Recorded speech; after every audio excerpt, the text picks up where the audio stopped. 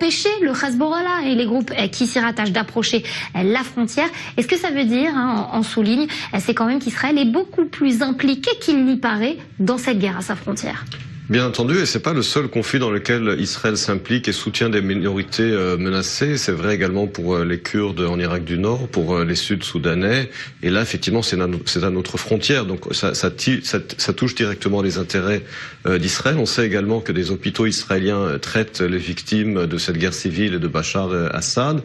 Et que là, effectivement, c'est une politique qui a débuté, semble-t-il, sous le précédent ministre de la Défense Moshe Ya'alon, à savoir de créer une véritable unité pour soutenir financièrement et médicalement les rebelles qui luttent contre les djihadistes, en particulier contre l'État islamique, mais également contre les forces de Assad. Voilà, cette aide, elle date depuis 2013 et elle est quasi quotidienne en matière notamment de soins humanitaires, et ça on le savait déjà apporter à ces rebelles. Et c'est tout à fait lié justement à cette zone tampon qu'Israël veut préserver. Hier, les gardiens de la révolution iranienne ont annoncé avoir tiré un missile depuis leur sol vers la Syrie, et ce qui était visé, c'était des cibles de Daesh, manifestement responsables de l'attentat qui a eu lieu à Téhéran. Tout à fait. Cela confirme également les raisons de l'implication israélienne, puisque en fait, on sait que Assad est soutenu par l'Iran et que Israël veut absolument créer une zone tampon pour écarter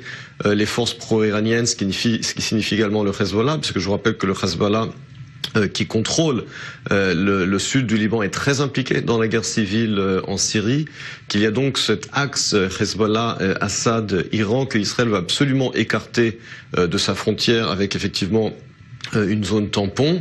À cela rajouter ces derniers mois évidemment la politique américaine qui consiste à vouloir isoler encore plus l'Iran des forces pro-saoudiennes au Proche-Orient, et cela explique effectivement pourquoi est-ce que Israël, qui était resté en retrait justement de cette guerre civile parce qu'elle est tellement compliquée, il y a tellement d'intérêts contradictoires, mais que là effectivement lorsqu'il s'agit à la fois, comme on l'a dit, des questions humanitaires mais également des intérêts sécuritaires d'Israël, à savoir créer une zone tampon pour écarter l'axe iranien chiite Assad Hezbollah, cela explique effectivement cette implication israélienne.